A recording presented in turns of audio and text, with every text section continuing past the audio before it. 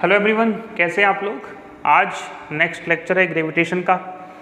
Last lecture आपने देख किया था जिसमें हमने ग्रेविटेशनल फोर्स की कुछ इंपॉर्टेंट बातें और एक्सेलरेशन के बारे में भी कुछ इन्फॉर्मेशन दी थी।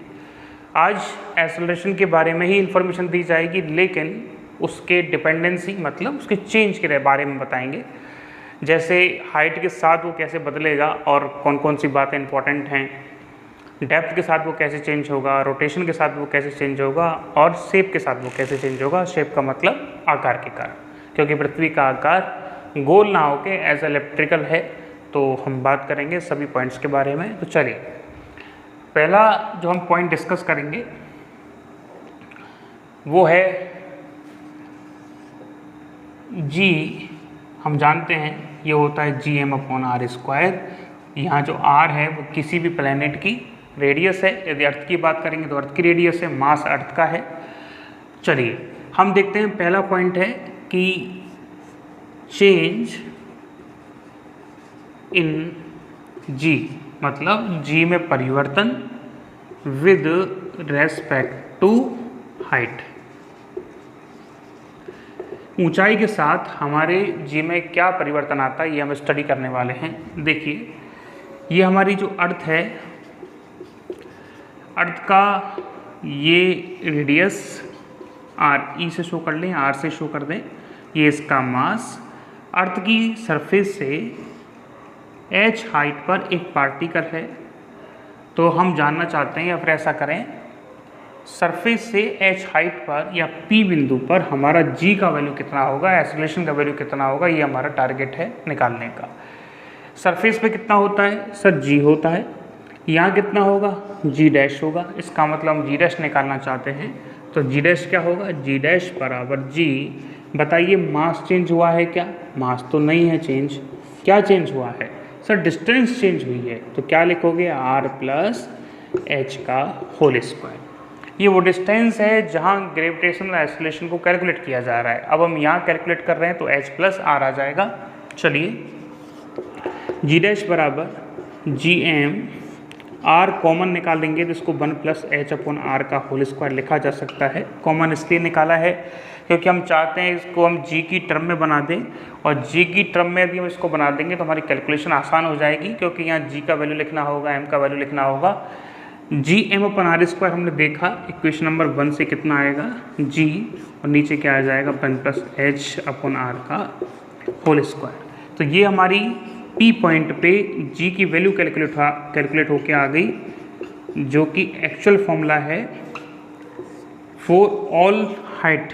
हर एक ऊंचाई के लिए फॉर्मूला वैलिड है।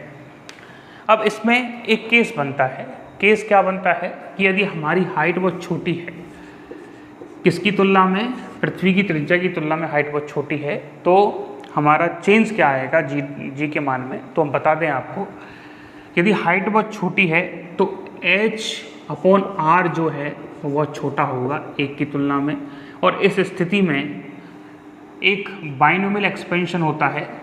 वो क्या होता है, जहाँ x बहुत छोटा हो 1 से, तो आप इसको 1 प्लस nx लिख सकते हैं। आगे भी टर्म आती हैं लेकिन वो x² की आती हैं। x बहुत ऑलरेडी छोटा है तो जाहिर सी बात है x² और छोटा होगा, तो वो टर्म नहीं लिखते हैं। ठीक है, तो हम 1 प्लस nx लिख सकते हैं। सिमिलरली छोटी हाइट के लिए, for example 1 kilometre, 64 kilometre, 128 kilometre, कहने का मतलब छोटी छोटी हाइट के लिए यदि हम g का वैल्यू निकालना चाहते हैं तो उसके लिए अलग फॉर्मूला बनाएंगे। कैसे फॉर्मूला बनाएंगे देखो, हाँ जी, g डैश बराबर g 1 प्लस, ऐसा करते हैं इसको ऊपर लेके चलते हैं, 1 प्लस h/r का -2। हमने कहा h बहुत छोटा है तो ये 1 से छोटी क्वांटिटी है, तो फॉर्मूला लग जाएगा 1 प्लस x वाला। हाँ जी, 1 प्लस x का फॉर्मूला लगाओ, g डैश बराबर g 1 माइनस 2h/r। या इसको ऐसा भी लिखा जा सकता है क्योंकि 1 प्लस nx ही तो लिखना है। इसको वापस लिख सकते हैं। हाँ जी, ये जो फॉर्मूला आपको मिला है g डैश बराबर g 1 माइनस 2h/r, ये फॉर्मूला है आपके g डैश का, जो कि h हाइट पे है। ठीक है। आपसे पूछा कि हमको ग्रेविटेशनल एक्सेलरेशन में चेंज बताइए कि यहाँ और यहाँ में क्या चेंज है, तो आपको बता दें चेंज कैसे निकालोगे। जी डैश बराबर, इसको आप ऐसे भी तो लिख सकते हो, G minus G 2h upon R. Change निकालोगे तो जी को इधर ले आओ, ये वो है जो नया आया है, ये क्या है पुराना, तो नए में से यदि आप पुराना घटा दोगे तो ये मिल जाएगा आपको चेंज। इतना परिवर्तन हमारे एक्सेलरेशन की वैल्यू में आई है, ठीक है। तो यहाँ क्या लिख सकते हैं, P पर G का मान, और यहाँ क्या लिखेंगे, G के मान में परिवर्तन। चलिए अब हम देखते हैं G के मान में सापेक्षिक परिवर्तन क्या होता है। आप इसको लिख लें, समझ लें। अब हम G के मान में सापेक्षिक परिवर्तन देखते हैं। आप जानते हैं सापेक्षिक परिवर्तन मतलब रिलेटिव चेंज। रिलेटिव चेंज का फॉर्मूला क्या होता है, new minus old upon old, मतलब जो नया प्राप्त हुआ है उसमें से पुराना घटाएंगे।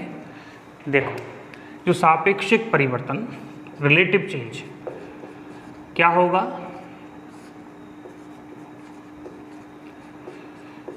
इसको लिखेंगे G नया मतलब जो हमको मिला है माइनस जो पुराना था अपॉन G का भाग लगा देंगे। तो कहने का मतलब G को नीचे ले आओ तो कितना मिलेगा, माइनस 2h अपॉन आर।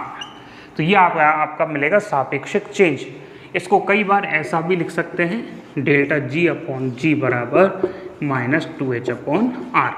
यहाँ जो माइनस है ना वो ये बात बता रहा है कि G डैश का मान G की तुलना में कैसा आ रहा है, कम आ रहा है। यहाँ इसको लिख देते हैं नोट लगा के, माइनस का जो साइन है SIGN, माइनस का जो साइन है वो बता रहा है कि जो G डैश है वो छोटा है G की तुलना में, ठीक है।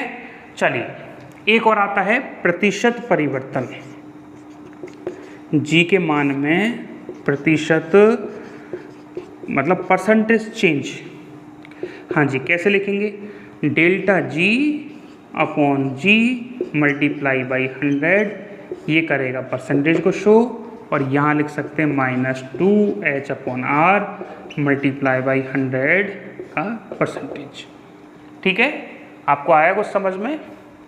चलिए एक एग्जाम्पल करते हैं, इससे और क्लियर हो जाएगा कि चीज़ें कैसे रन कर रही हैं, कैसे आगे बढ़ रही हैं। हम आपको और समझा देते हैं। एग्जाम्पल ये है, आप बताइएगा कि पृथ्वी की सतह से मतलब फ्रॉम सरफेस, पृथ्वी की सतह से 64 किलोमीटर की ऊंचाई पर G का मान कितना होगा। पहले तो आपको ये बताना है, और TGT साइंस में जो क्वेश्चन पूछा गया था वो पूछा गया था क्वेश्चन नंबर 2, फ्रॉम सरफेस मतलब पृथ्वी की सतह से r/3 डिस्टेंस पर, मतलब r/3 दूरी पर, पृथ्वी की त्रिज्या की 1/3 डिस्टेंस पर G का मान कितना होगा। दोनों इक्वेशन को करके बताइए आंसर क्या आएगा, फिर हम बताते हैं। हाँ जी, वीडियो को आप पॉज कर सकते हैं, रोक सकते हैं, फिर जांच करके बताइए। देखिए हमारा पृथ्वी का जो रेडियस है वो है 6400 किलोमीटर, और ये बात आप अच्छे से जानते हैं कि 6400 किलोमीटर की जो तुलना में जो 64 किलोमीटर है वो बहुत छोटा है। कैसा है, बहुत छोटा। हाँ जी, हमने क्या कहा कि जो r है वो 6400 किलोमीटर है, इसका मतलब हमारा जो 64 किलोमीटर है ये h है, और यहाँ कंडीशन लगी कि h लेस देन r। इसका मतलब आप सीधा फॉर्मूला लगा सकते हैं, G डैश बराबर G 1 minus 2h upon r। यदि आपसे G डैश का मान पूछा है तो देखिए, यदि आपसे परसेंटेज चेंज पूछा है तो delta G upon G multiply by 100, ये आपका परसेंटेज चेंज आ जाएगा। तो चलिए कैलकुलेट कर सकते हैं। क्या लिखेंगे यहाँ पे, minus 2h upon r multiply by 100 का परसेंटेज। हाँ जी, देखिए क्या कैलकुलेशन आ जाएगी, माइनस 2, हमारी h कितना है 64 किलोमीटर, हमारा आर कितना है 6400 किलोमीटर मल्टीप्लाई बाई 100, 64 से 64 कैंसिल आउट हो गया, 100 से 100 कैंसिल आउट हो गया, तो 2% आ गया। तो ध्यान रखें जैसे ही हम पृथ्वी से 64 किलोमीटर ऊपर जाएंगे हमारा जो जी का मान में परिवर्तन है वो 2% का हो जाएगा।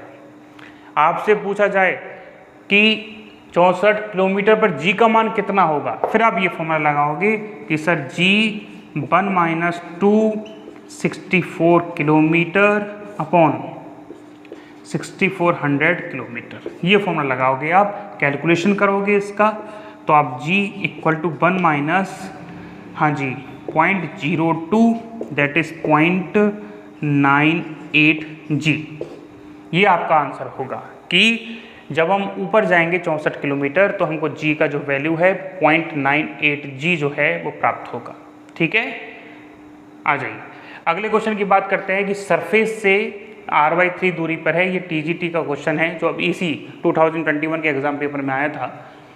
तो r/3 यदि दूरी पर है तो ध्यान रखना यहाँ जो फॉर्मूला लगेगा वो ये नहीं लगेगा, क्योंकि ये r/3 जो डिस्टेंस है कितना हो जाएगा, 64 का 3 भागों में बांटें तो आई थिंक कितना आएगा, 32 × 64 होता है, 24 × 3 48 होता है। हाँ, तो 24 किलोमीटर, तो 2400 किलोमीटर पूछ रहा है वो आपसे, तो r/3 डिस्टेंस छोटी नहीं है। आ जाइए देखिए अगला क्वेश्चन करते हैं। यहाँ जो h है वो बहुत छोटी नहीं है, इसलिए इस वजह से हम जो फॉर्मूला लगाएंगे वो लगाएंगे g' बराबर g 1 + h/r का होल स्क्वायर। तो चलिए g अपॉन 1 + h कितना है भाई, h है r/3/r का होल स्क्वायर। यदि हम देखें तो ये मिलेगा 1 + 1/3 का होल स्क्वायर। हाँ जी, कितना आ गया, g 4/3 मतलब 16 और 9, तो आप लिख सकते हैं 9 g/16। ये आपका आंसर था, और जो कि ऑप्शन ए था आई थिंक TGT साइंस में। तो इस टाइप से क्वेश्चन पूछा जाएगा हाइट के लिए। ठीक है, अब हम ऐसा करेंगे बिना न्यूमेरिकल के कॉन्सेप्ट बताते हुए डेप्थ का और बाकी का जो रोटेशन वगैरह है वो देखते हैं। चलिए डेप्थ के कारण जो जी के मान में चेंज होगा वो देख लें आप कितना होने वाला है।